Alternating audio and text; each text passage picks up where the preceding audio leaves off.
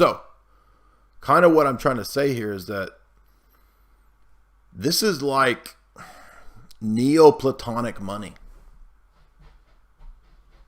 The more I was thinking about this, and I actually got into a fascinating conversation at one of the book signings with a dude who used to be at Google, is a big Bitcoin person. Shout out to super smart dude, and he was making all these points. He's like, people don't understand what this is. This is like a decentralized Library of Alexandria. And he even had this theory that, like, I could see in the future churches being built as on top of servers, not because the church is worshiping the internet or the server, but that as the Middle Ages had the church as the repository of knowledge, that churches in the future, when society, collapses or goes into whatever, will be the entity that retains and continues knowledge. Interesting. Very possible. Very possible. I don't know, but very possible.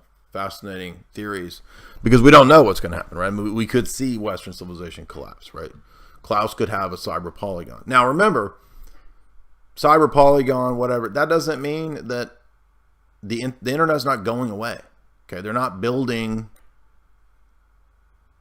If you're Klaus and Gil Bates and you're going to take over internets and blockchain for controlling everybody, they're not going to destroy the internet.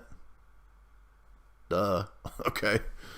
So people that make all the dumb objections need to at least even get their arguments straight, because that doesn't make any sense. Oh, Bill Gates is going to destroy the internet so that he can control you through the internet. That doesn't make any sense.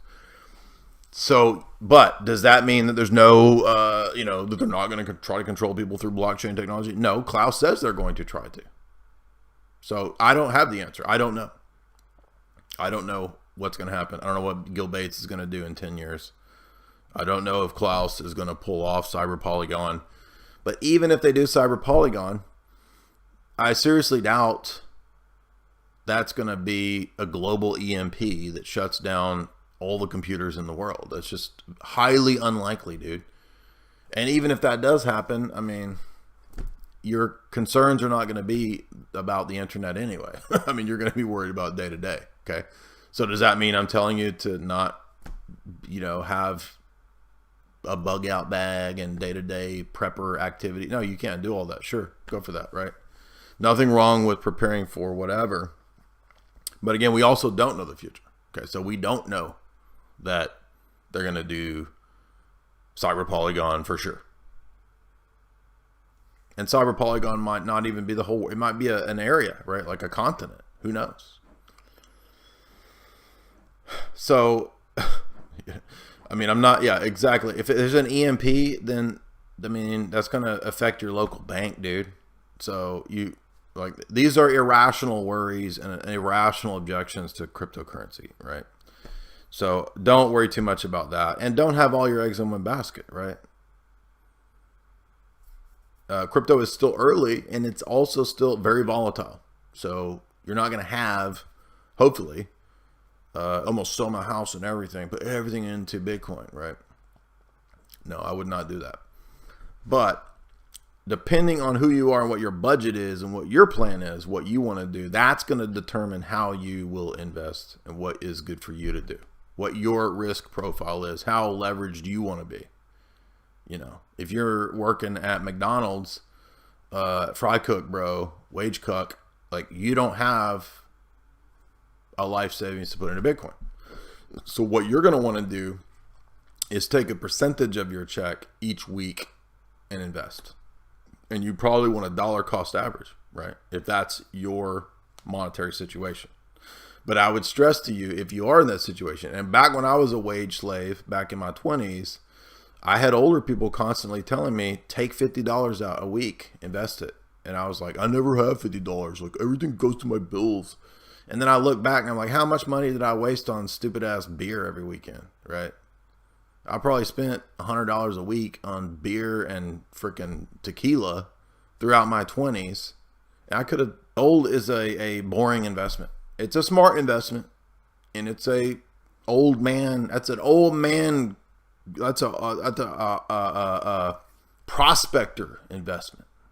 Oh, the old prospector on the hill.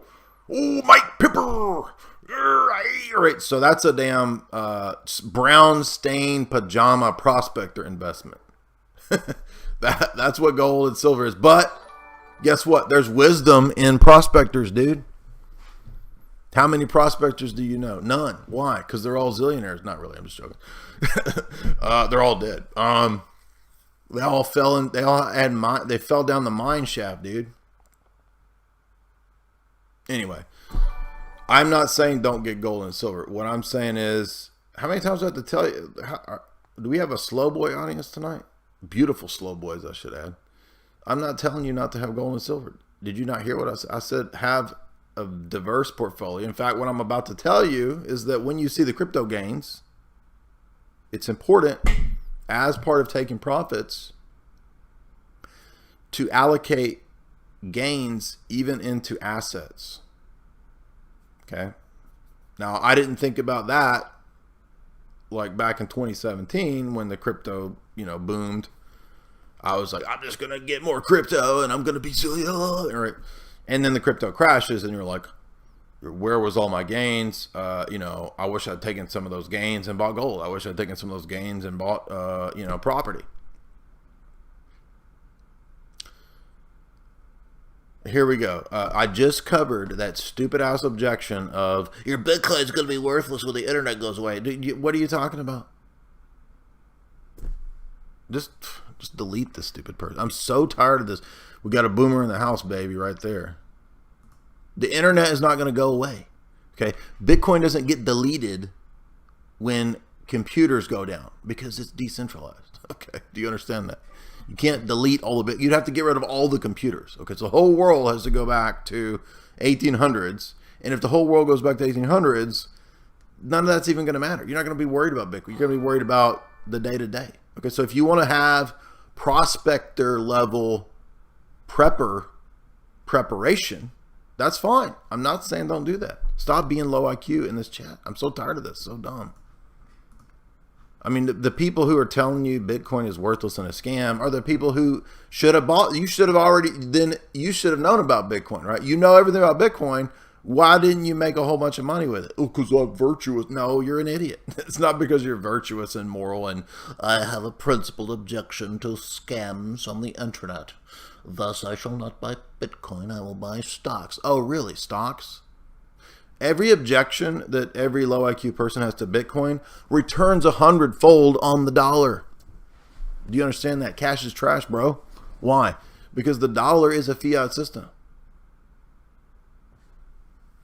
Every objection you have to Bitcoin returns on your head 100-fold.